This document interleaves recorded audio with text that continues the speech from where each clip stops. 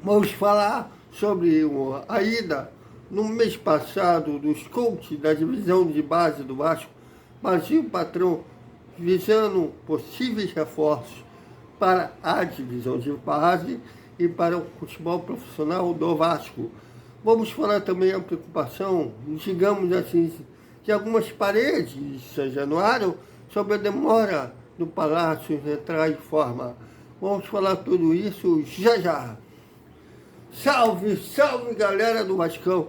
Mande um vídeo para o Vasco, nosso Vasco e Vasco Velocidade. Antes de mais nada, peço para vocês dêem aquela moral, dá aquela curtida, aquela joinha, se inscrevam nos dois canais, é sempre bom nos dar moral.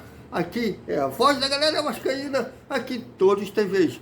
Bom, no mês passado, os coaches, o olheiro da divisão de base no Vasco, no Brasil Patrão, esteve ao lado de Regis Marques, que é empresário de jogadores de futebol, foi empresário do antigo goleiro do Vasco, Martim Silva, outros jogadores sul-americanos que já vestiram a camisa do Vasco,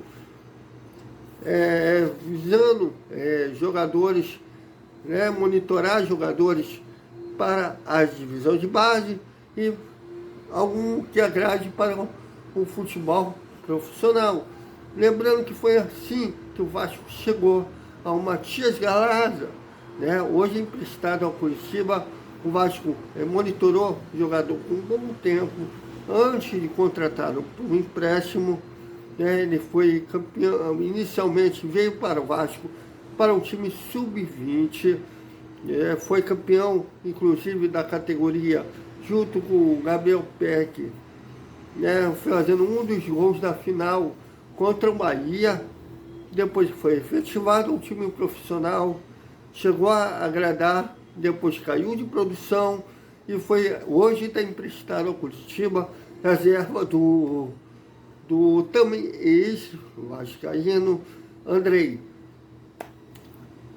E aí a política de reforços continua ainda assim, o Vasco olhando joias da Argentina, do Paraguai, do Uruguai. Foi assim que o Vasco chegou no Leandro Godoy.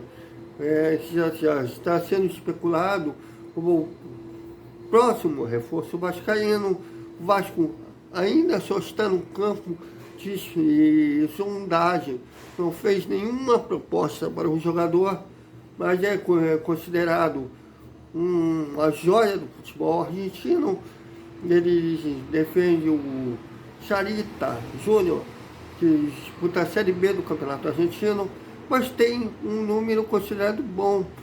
Em 14 jogos ele fez 5 gols e 5 assistências. O jogador que joga pelas pontas, que é uma necessidade do Vasco hoje, pode ser que venha a vir a virar proposta no futuro. Lembrando que hoje o Vasco não dá nenhum passo sem a 77, teve ok da empresa americana para o Marzinho fazer vamos ver assim, essa turnê pela América do Sul, visando possíveis reforços. Há uma preocupação de alguns setores de São Januário, de fontes consideradas confiáveis, na preocupação do Palácio, que está há um mês no Vasco, ainda não entrou em forma, ainda não está 100% para jogar os 90 minutos. Já na entrevista pós-jogo, depois do empate sem gols com o Guarani, o técnico Zé Ricardo falou da melhora no condicionamento físico do jogador chileno, porém ainda não deixou entender que o jogador ainda não está 100% para atuar os 90 minutos. Não se sabe se para o jogo de quinta-feira contra o Brusque ele continuará no banco de reservas ou se irá jogando, assim o treinador tendo que queimar uma substituição no meio do segundo tempo. Mas é uma preocupação porque de um mês um jogador que deveria se cuidar, se cuida, não entrou em forma. E parte da torcida também já está comparando ele com o Martínez. Acho que não tem nada a ver, o Martínez era problema físico, se lesionava toda hora no departamento médico. Não é o caso do Palácios, mas é uma coisa que a preparação física deveria responder, porque o jogador em um mês ainda não entrou em forma. Na quinta-feira faremos a análise do pós-jogo Vasco e Brusque. Até mais.